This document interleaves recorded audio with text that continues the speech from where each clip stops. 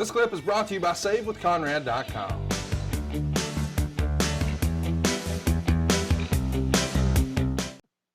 Here comes Vince, Paul Bearer in tow. He wasn't as cartoony right here as he normally is. Who? Oh, the Mr. McMahon thing? Right. Yeah, he's still, you got to appreciate, he hasn't won the world title yet. I mean, we're still less than a year into this deal. By the way, that's the jacket he wore. I can't believe I remember this. I'm such a nerd. That's the jacket he wore, I believe, when he says, "We're not going to continue to insult your intelligence to think that it's good guys versus bad guys." He did that in 97, like a whole State of the Union thing of, hey, we're going to start doing things a little differently around here. Uh-oh. What is, wait a minute. Hey, what is the Jared Run Steve Austin out here too? Bad question. That's a very bad question. What's he doing coming out here? I don't know. How hot as a superstar was Stone Cold and Goldberg in this summer, man? I mean, rather, let me get it right. Yeah. But holy shit, you want to talk about megastars. How big a business would Goldberg versus Stone Cold in this era been? Gigantic. Yeah. Any WrestleMania anywhere. Yeah. It would have been one of those. It would have been one of those at the time, Hulk Hogan versus Ric Flair. Yes. Just tremendous. This shit takes me back, man. I love this stuff so much.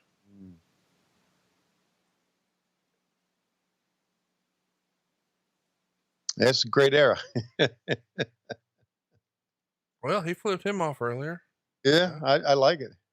So what we've got up next here is Undertaker and Mankind in our main event. We should mention this show had 9,573 fans. The gate was $161,361. Meltzer would say it was another good show, although there was too much Vince McMahon. He's a better performer than Eric Bischoff, but he's falling into the same trap of overdoing it on TV. For whatever reason, Edge versus Jesus Castillo was edited off the show, and instead they just showed Edge doing the 97 Sting gimmick of hanging around in the rafters in a trench coat. Yeah, we've seen him a couple of times. And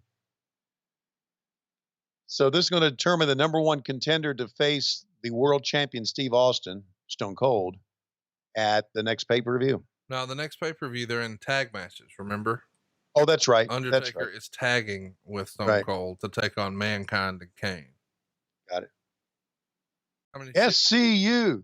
Did you see that sign? Yeah. I don't know if you saw, but it said Kazarian, Daniels, Scorpio on it. Scorpio Sky! How about this look? See, most guys go khaki pants, blue blazer. He goes khaki blazer, blue pants. I like it. I like it. By the way, this is before the company has gone public. This is before he's worth $1 billion. He's still rolling, but this is before he's made the major bank. When was the Mr. McMahon era? This is it, Bubba. Oh, is this the beginning of it? Yeah. Oh, well, so he's a babyface here. It's not really the beginning. No. He's a super heel. Well, he's been at odds with Austin since April when they finally ended your 83-week streak. Let's track this for a minute. And awaiting, and certainly the moment that every WWF superstar who can hear my voice is certainly waiting for. Right. Because right here in this ring, in just a moment, we will name the number one contender for the World Wrestling Federation Championship. Could be me, JR. With that in mind, before we name the number one contender, I would like to invite a number of individuals to step forward in this very ring. Firstly, I would like to introduce Mankind. Well, it's Mankind. So here comes Mankind. What'd you think? You know, we've talked about Cactus Jack, and we've certainly talked about Mick Foley. You've got to see a little bit of Dude Love. You've got to see a little bit of Mankind. You got to see a little bit of just him as Mick Foley. And of course, you grew up on Cactus Jack. Walk me through, of all those characters, do you have a favorite persona for Mick?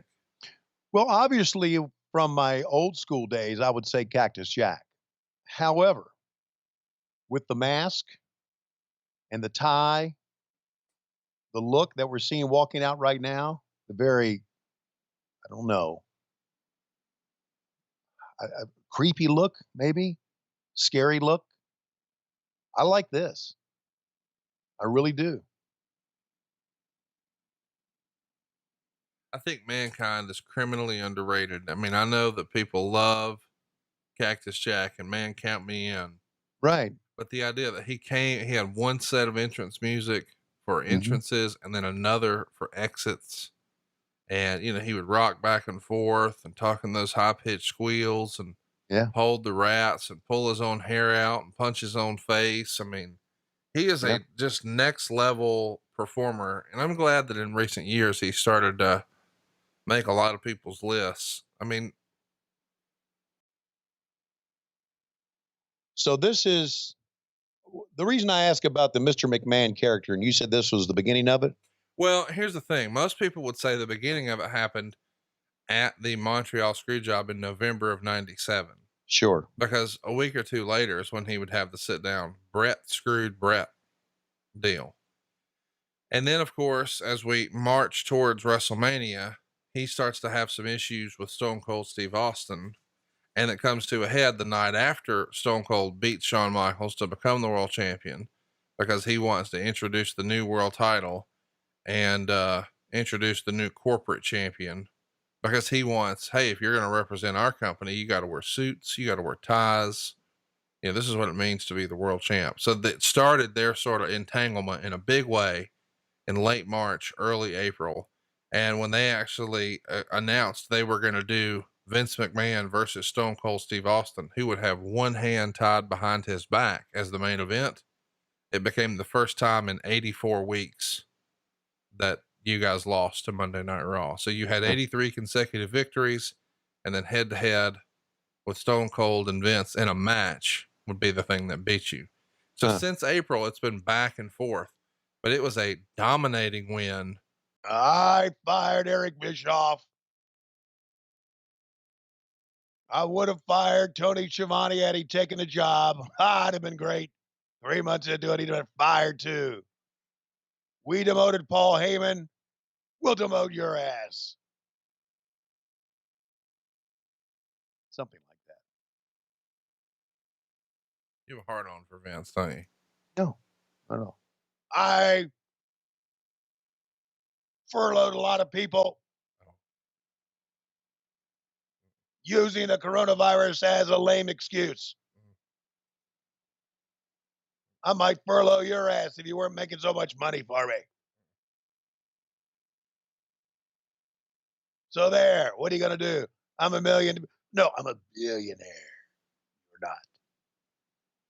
I write your paychecks, you ball-headed motherfucker.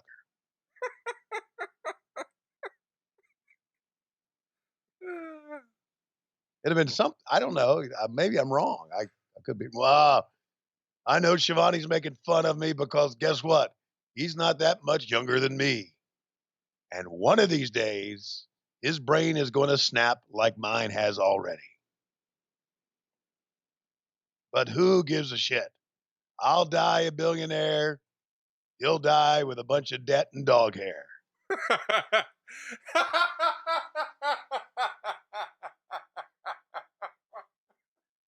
So who wins? Me or him? We should just stop the show. We'll never beat I'll die a billionaire. He'll die in debt with dog hair. Can't be beat. The truth hurts. Hey, it's Conrad Thompson. Thanks for checking out the podcast here on YouTube. Be sure to hit the subscribe button and the notifications bell so you get a notice anytime we upload some new content. And go save yourself some money right now. If you're in a 30-year loan or you have credit card debt, it's not a matter of if I can save you money. It's a matter of how much. Find out right now for free at SaveWithConrad.com.